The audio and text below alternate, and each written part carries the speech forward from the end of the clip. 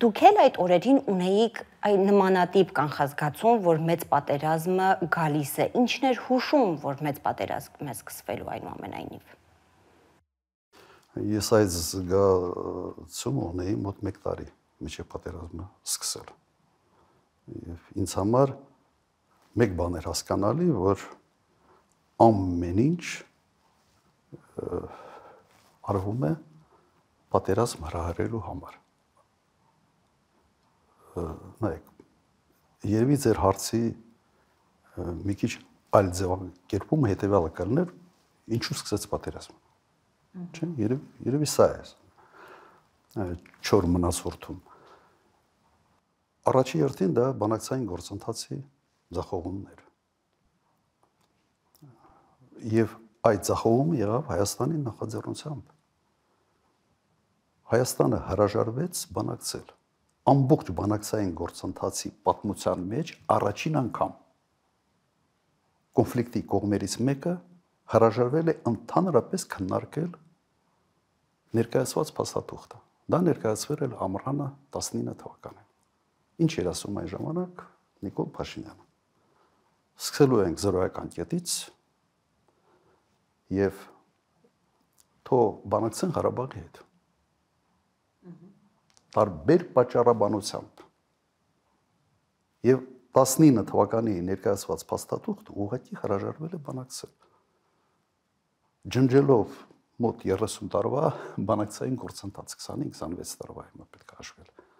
հետադարձ հաշվարկով։ Սա վերեց հետևյալի, որ կողմերի համար, միջազգային հանրության համար եւ Մինսկի խմբի համանախագահ երկրների համար Հայաստանը ամբողջ այդ process-ի ձախողող կողմն է։ Ինչ պետք է անել Ադրբեջանը։ Իհարկե պետք է հասկանալ, որ բանակցային գործընթացով ինքը որևէ բանի չի հասնելու եւ պետք է սկսի պատրաստվել պատերազմ։ Սա հիմնական, ուղղակի ֆունդամենտալ պատճառն էր։ Ես չգիտեմ ինչով էր առաջնորդվում Հայաստանի վարչապետը, իմ տպավորությամբ sense օթերում էին, թվում էր թե 18 թվականի այդ հեղափոխությունից հետո sense համաշխարհային դեմք է ինքը դարձել եւ ինքը կարող է իրեն թույլ տալ նման կարգի քայլեր։ Թե չեմ սխալվում, ինքը խոսում էր արդեն հենց բուն նախապատերազմական շրջանում, նաև Ադրբեջանում ներքին հեղափոխության մասին, պայթեցնել Ադրբեջանի ներքաղաքական կյանքը, այդ տեսակետարությունները։ Այո, եւ դրանից հետո հնչեց այդ հայտնի նախադասությունը, Ղարաբաղ, Արցախը, Հայաստանը եւ վերջ։ Սրանում ինքը խաչ քաշեց ընդհանրապես որևէ սպասելիքների վրա։ Երբ չկան բանակցություններ, ուրեմն կողմերից մեկը, որը դժգոհ է ներկա իրավիճակից, պետք է սկսի պատրաստվել պատերազմի։ Սա եւս ակնհայտ է։ Ու նայեք, նաեւ պատերազմ սկսելու համար Ադրբեջանը պետք է գնահատեր իր շանսերը պատերազմում հաղթելու։ Եվ այն ժամանակ կատարվեց եւս մեկ կարևոր հանգամանք, կար, որը դրդեց Ադրբեջանի պատերազմին։ Այն, ինչ արվում էր բանակի հետ 18 թվականից սկսած, վարկաբեկման մի կամպանիա հրամանատարական կազմի դեմ, գեներալները բոլորը թալանչի են, եւ այլ, հիշում եք այդ ամենը, սա բերեց բանակի շեշտակի թուլացման։ Սա եւս մի հանգամանք էր, որը վստահ եմ Ադրբեջանը հաշվարկում էր։ Եվ եւս կար եւս մեկ հանգամանք, դա քո ռազմավարական դաշնակցի հետ հարաբերությունների մաթարացումն էր։ Եվ հապկի հետ ուղղակի կոնֆլիկտի մեջ մտնելն էր հապկի գլխավոր քարտուղարին նկատմամբ քրեական հետապնդումներ։ Հիմա որ ասում են իդեալական փոթորիկը, սա այն դեպքն է, երբ 3 հանգամանքներ իրար միացան եւ իդեալական պայմաններ ստեղծեցին Ադրբեջանի համար որոշում կայացնելու։ Իսկ վերջի կաթիլը եղավ Հայաստանի հյուսիսում այն սահմանային կոնֆլիկտը, որը ուրճացվեց ասենց երկրորդ սարդարապետի մակարդակի միջև։ Դրանից հետո այդ հայտնի օգոստոս էր թե սեպտեմբեր էր սարտարապատում միջոցառումը 70-ից ավել մարտական խաչեր եւ այն հայտարարությունները, որ Հայաստանը տարածաշրջանում ունի ամենից մարտոնակ բանակը եւ այլ եւ նաեւ այդ ելույթում եթե չեմ ցալում նաեւ Թուրքիային էր կպնում։ Իդեպ այդ իրադարձությունները հյուսիսում սահմանային այդ միջադեպը ինքը բավական մեծ արձագանք ունեցավ Ադրբեջանում։ Լայնածավալ հանրահավաքներ էին, որոնք պահանջում էին Իլհամ Ալիևից միջոցներ ձեռնարկել։ Եվ Ադրբեջանի նախագահ վտանգ զգաց իր իշխանության համար։ Հիմա մի քանի հանգամանք իրար միացան եւ ստեղծեցին իդեալական պայմաններ պատերազմը սկսելու համար։ Բանակցային գործընթացի ձախողումը բերեց նրան, որ ոչ մեկը չդատապարտեց Ադրբեջանին, մեր կողքին ոչ մեկը չկանգնեց։ Ամենանդեպս հրապարակային։ Բանակը թուլացած էր, ուրեմն պատերազմում հաղթելու հավանականությունը շատ ավելի մեծացավ, քո դաշնակիցների հետ հարաբերությունները փչացրել ես, ուրեմն իրենց ուղակի միջամտության հավանականությունը եւս փոքրացավ։ Հիմա այդ քայլեր կարող են անել միայն անպատասխանատու մարդ։ Կամ եթե դա չի արվել դիտակցաբար, այսպես ասենք, պատերազմը հարարելու համար։ Եվ որն է ձեզ հետ հետահայաց զուտ ձեր կարծիքը, որովհետև սկզբում ասացիք գուցե դա հետհեղափոխական էյֆորիայի ազդեցություններ, հիմա գալիս ենք նրան, որ կարծես թե պլանավորված գործողությունների մասին ենք խոսում։ Նման է, նման գործողությունների, բայց ես չեմ կարող պնդել։ Հիմա դա կամ ուղղակի աշխարհակահաղական առումով տգետության արդյունք է,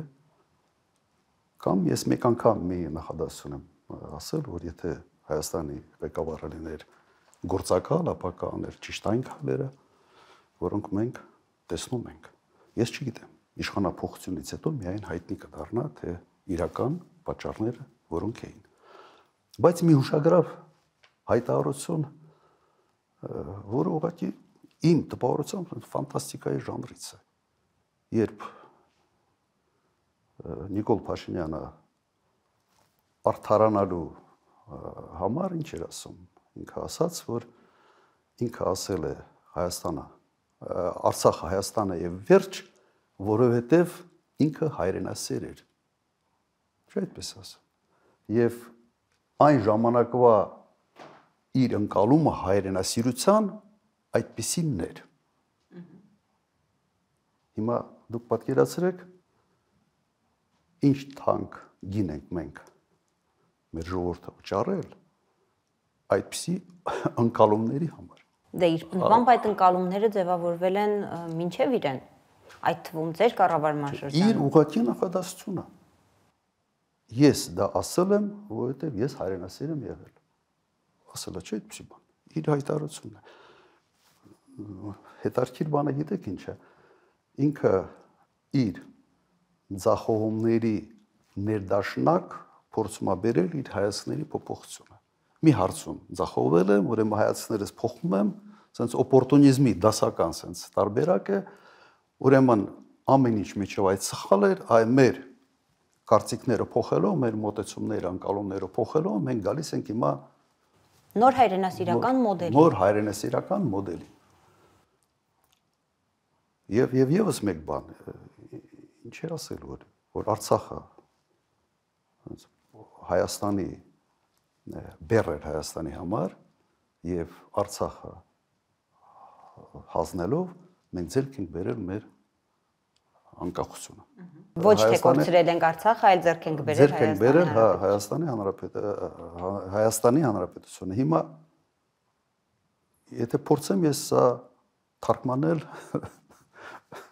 նորմալ տրամաբանության մեջ, ինչ է ասա։ Ուրեմն եթե մենք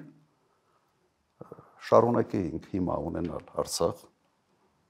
եթե մենք չտայինք 5000 զոհ, 11000-ից ավել վիրավորներ, մենք կլինեինք խեղճ ու կրակ, սուվերենությունը կորցրած, դժբախտ եւ դժգույն, մեր պատմության հետ հաշտության մեջ,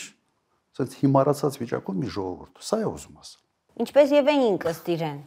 Նա ձեզ եւ ընդհանրապես նախկին բոլոր իշխանություններին մեղադրում է ԵԱՀԿ Մինսկի խմբի հետ ձեռք-ձեռքի տված բանակցային մի այնպիսի հավերժական գործընթաց սկսելու համար, որը ի վերջո պետք է պայթեր մեծ պատերազմով։ Հիմա ասում են ինչ վատ բան եմ արել։ Այդ պատերազմը եղել է, պարտվել ենք, եկեք առաջ գնանք։ Պատերազմը չէր լինի, եթե չարվեին այն սխալներ, որոնց մասին ես հիմա խոսացի։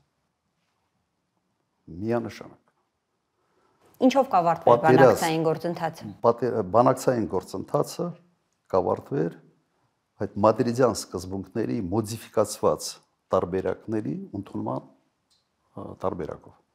Եթե Նիկոլ Փաշինյանը մտներ բանակցային գործընթացի մեջ 19 թվականին, առաջարկը լավն էր, ապա շատ մեծ հավանականությամբ ամեն ինչ կավարտվեր նման կարգի փաստաթուղթ ստորագրելու տարբերակով։ Սա կլներ ավարտը։